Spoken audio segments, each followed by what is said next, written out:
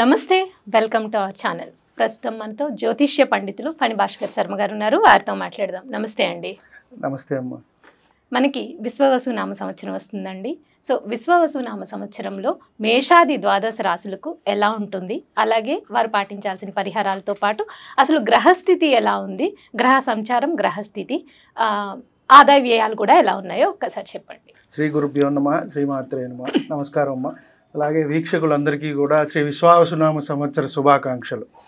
ముందుగా మనం చూసుకున్నట్టయితే గ్రహ సంచారం ఎలా ఉంది అనేది ఒకసారి చూసుకుని దాని తర్వాత గ్రహస్థితి కూడా తెలుసుకునే ప్రయత్నం చేద్దాం. ముఖ్యంగా మనకి గ్రహ సంచారం వచ్చి మే 14 రాత్రికి ఏవైతే 15 మనకి గురువు వృషభం నుంచి మిథునంలోకి సంచరిస్తారు. అలాగే మనకి శని భగవానుడు వచ్చి రేపు మార్చి 30వ తారీఖు కుంభం నుంచి మీనంలోకి సంచారం జరుగుతుంది. అలాగే రాహుకేతువులు కూడా వచ్చేటప్పటికి మే 19వ తారీఖు మీనం నుంచి కుంభంలోకి రాహు వస్తారు. అలాగే కేతువు కన్య నుంచి సింహంలోకి వెళ్తారు. సో ప్రధానంగా ఈ గ్రహస్థితిని మనం చూసి ఆధారం చేసుకుని మనం ఫలితాలు అనేవి నిర్ధారించడానికి మనం ప్రయత్నం చేస్తాం. ముఖ్యంగా ఎలా ఉంటుంది, ఏ రాశి వారికి ఎలా ఉంటుంది, వారికి నడిచే ముఖ్యంగా మహర్దశ అనేది ముఖ్యమండి. ఇది ఏమిటి అంటే గోచార ఫలితాలు, గ్రహ సంచారము అనేది మనం చూసుకుంటాం. ప్రతి గ్రహం కూడా ఒక నిర్దిష్టమైన సమయంలో కాలం తిరుగుతూ ఉంటుంది. రవి కానివ్వండి, రాహు కానివ్వండి, గురువు కానీ అతి ఎక్కువగా తిరిగేది వచ్చేటప్పటికి 2.5 సంవత్సరాలు శని భగవానుడు ఒక్కొక్క దాంట్లో. కాబట్టి ఈ సంచారం మనకి మార్చి 30వ తారీఖు 2020 నుంచి 2027 చివరి వరకు కూడా మీనరాశిలోనే ఉంటారు. మనం ఇప్పుడు గ్రహస్థితి గురించి తెలుసుకున్నట్టయితే మనకి ఉగాది రోజు మార్చి 30వ తారీఖు మనకి ఉగాది అనేది రావటం జరిగింది. వృషభంలో గురువు, మిథునంలో కుజుడు, కన్యలో కేతువు, తక్కిన 6 గ్రహాలు కూడా మనకి మీనంలోనే ఉన్నాయమ్మ. ఇవి వచ్చేటప్పటికి దీన్ని షష్టగ్రహ కూటమి అని కూడా మనం చెప్పుకుంటున్నాము. ఇది ఉగాది రోజే రావటం కూడా జరుగుతుంది. ఉగాది, షష్టగ్రహ కూటమి, అలాగే శని భగవానుడు కూడా మారుతున్నాడు. కాబట్టి మేజర్ ప్లానెట్స్ అన్నీ కూడా ఇప్పుడు మనకి ఈ చేంజెస్ అనేవి వస్తున్నాయి. కాబట్టి మీనంలో మనం ముందుగా చూసుకున్నట్టయితే రాహువు, రవి, చంద్రుడు, శుక్రుడు, బుధుడు, శని, ఈ 6 గ్రహాలు మనకి మీనంలోనే ఉంటాయి. కాబట్టి మనకి దీనివల్ల ఏదైనా ప్రభావం చూపిస్తుందా దేశకాలమాన పరిస్థితుల మీద అనుకుంటే వాటి మీద కొంత ప్రభావం అనేది చూపిస్తుంది. వ్యక్తిగతంగా కొంత తక్కువనే మనం చెప్పవచ్చు. షష్టగ్రహ కూటమి కానివ్వండి, ఎందుకంటే ఒక 6 గ్రహాలు ఒక రాశిలో కలిసినప్పుడు కొంత ఇబ్బందిగానే ఉంటుంది ఎవరికైనా సరే. అంటే ఆ ఫలితం అనేది కొంచెం అటు ఇటుగా అనేది మనకి ఉంటూ ఉంటుంది. గురువుని తీసుకున్నట్టయితే మనకి మే 14 నుంచి వృషభం నుంచి మిథునంలోకి వెళ్తారు. మళ్ళీ అక్టోబర్లో కొంత అతిచారం వల్ల కర్కాటకానికి వెళ్ళి మళ్ళీ వక్రించి మిథునానికి వచ్చేస్తారు. ఇది సంచారం. అలాగే శని సంచారం చూసుకుంటే మనకి మీనరాశిలో సంచారం జరుగుతుంది. జూలైలో కొంత వక్రించి అక్కడే ఉంటారు మీనంలోనే, మళ్ళీ మనకి అక్టోబర్లో వక్రం అయిపోతుంది. అలాగే రాహుకేతువులు మే 19 నుంచి కూడా సంచారం అనేది కుంభంలోను రాహువు, అలాగే సింహంలో కేతువు అనేది సంచారం జరుగుతుంది.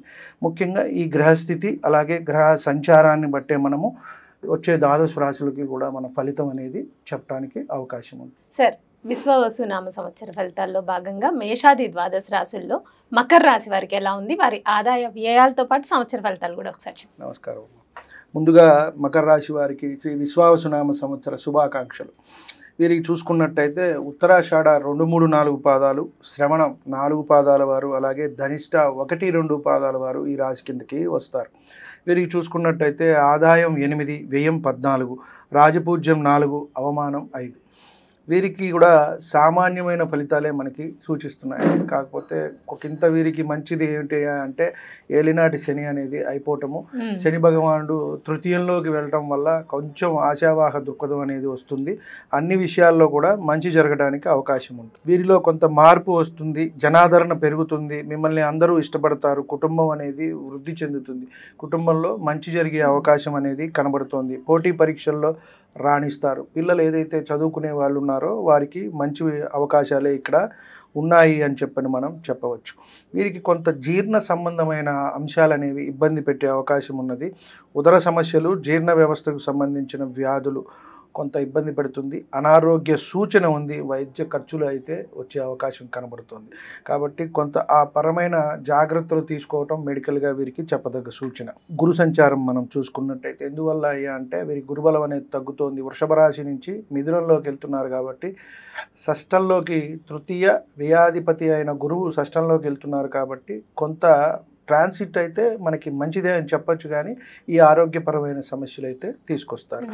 శని ట్రాన్సిట్ అయితే అత్యంత అనుకూలంగా ఉంది. శని సంచారము కాబట్టి అన్ని అనుకూల ఫలితాలు. విదేశీ ప్రయాణాలు కూడా చేసే అవకాశం అనేది కనబడుతోంది. ఉద్యోగంలో బదిలీ అనేది ఉంటుంది. అన్నదమ్ములు అక్క చెల్లెలు సమస్యలు అనేవి వీరికి తీరుతాయి. సంతానం అభివృద్ధి చెందుతుంది. స్నేహాలు పెరుగుతాయి. ఎంత కష్టపడితే అంత విజయం అయితే చేస్తారు, రాణిస్తారు. కాబట్టి విజయం అయితే వీరికి సూచిస్తోంది, కానీ కష్టంతో అయితే వస్తుంది. కష్టం అయితే పడాలి. అలాగే రాహుకేతువుల సంచారం కూడా కొంత అనుకూలంగానే ఉంది అని చెప్పాలి. ద్వితీయంలో రాహువు, అలాగే అష్టమంలో కేతు సంచారం అనేది ఉంది. కాబట్టి పేరు ప్రఖ్యాతులు అనేవి పెరుగుతాయి. సంఘంలో మన మాటకి విలువ అనేది పెరుగుతుంది. దాన్ని బట్టి మనకి కొంత సంఘంలో పేరు ప్రఖ్యాతులు అనేవి కూడా పెరుగుతాయి. కొంత శారీర సమస్యలు మనం ఇందాక అనుకున్నాము, ఏదైతే జీర్ణ సంబంధించిన వ్యాధులు వచ్చే అవకాశం ఉంది. అనారోగ్యం కొంత ఇబ్బంది పెడుతుంది అని మనం చెప్పవచ్చు. ఆరోగ్య జాగ్రత్త అవసరం. మానసిక ఆందోళన అనేది ఉంటుంది. దాన్ని కొంచెం తగ్గించుకున్నట్టయితే వీరికి మంచిది. ధనలాభం అయితే సూచిస్తున్నది. కొత్తగా వ్యాపారాలు మొదలుపెట్టేవారు చేయకుండా ఉండటమే మంచిది. వృత్తి విషయాల్లో కూడా కొంత ఇబ్బంది. దైవారాధన వీరిని కాపాడుతుంది. అంటే దైవ బలం అనేది వీరికి కొంత ఉంది కాబట్టి